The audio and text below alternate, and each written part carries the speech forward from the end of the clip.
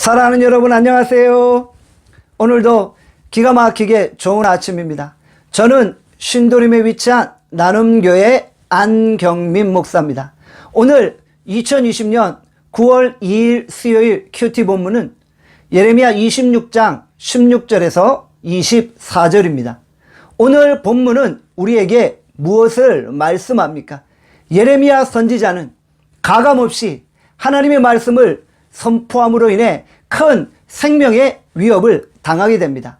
그러나 주변에서 예레미야 선지자를 도와주는 지인들이 있었죠. 특별히 지방 장로들은 히스기야 시대에 미가 선지자를 언급하며 예레미야 선지자를 변호해주고 있는 것입니다.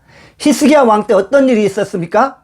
미가 선지자는 히스기야 왕을 향해 이스라엘 백성들의 심판과 멸망을 선언했습니다. 히스기야 왕은 그 메시지를 듣고 회개하고 주께로 돌아왔죠. 이스라엘 땅에 종교개혁이 일어났던 것입니다. 지방 장로들은 또한 예레미야 선지자와 같은 메시지를 선포하는 우리야 선지자들 여호야김 왕에게 소개하고 있습니다.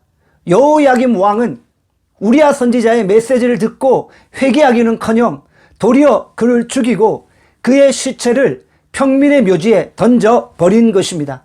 세상의 핍박은 우리의 생명을 빼앗아갈 수 있습니다. 그러나 믿음을 지키려고 하는 우리의 열정조차 빼앗아갈 수는 없는 것입니다.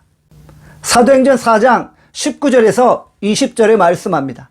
하나님 앞에서 너희 말을 듣는 것이 하나님의 말씀을 듣는 것보다 옳은가 판단하라. 우리는 보고 들은 것을 말하지 아니할 수 없다 하니. 선지자는 생명을 걸고 하나님의 말씀을 증거해야 하는 것입니다. 목에 칼이 들어와도 말씀 선포를 결코 멈출 수 없습니다. 하나님의 말씀을 증거하다가 순교하는 것은 하늘에 엄청난 상급을 쌓는 일입니다. 우리는 권력자들이 이 세상을 움직이는 것처럼 느끼게 됩니다. 그러나 권력자들 위에 하나님이 계심을 잊지 말아야 합니다. 우리는 세상을 두려워하는 것이 아니라 하나님을 두려워하고 하나님의 음성에 귀를 기울이면 되는 것입니다. 예레미야 선지자를 쓰셨던 하나님은 오늘 우리를 사용하시고 우리의 입술을 통해 하나님의 말씀을 선포하기를 원하시는 것입니다. 예레미야는 자신이 하나님의 말씀을 선포하지 않으면 마음이 불붙는 것 같아서 골수에 사무치고 답답하여 견딜 수 없다고 고백하고 있는 것입니다.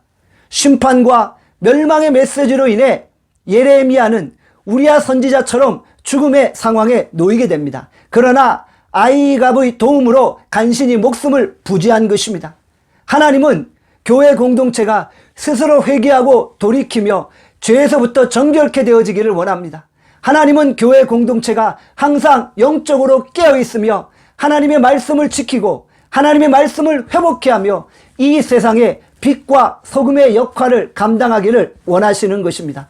우리 모두가 이 세상 속에서 하나님의 말씀을 증거하는 증거자로서 살아갈 수 있기를 간절히 소원합니다. 아멘. 기도하겠습니다.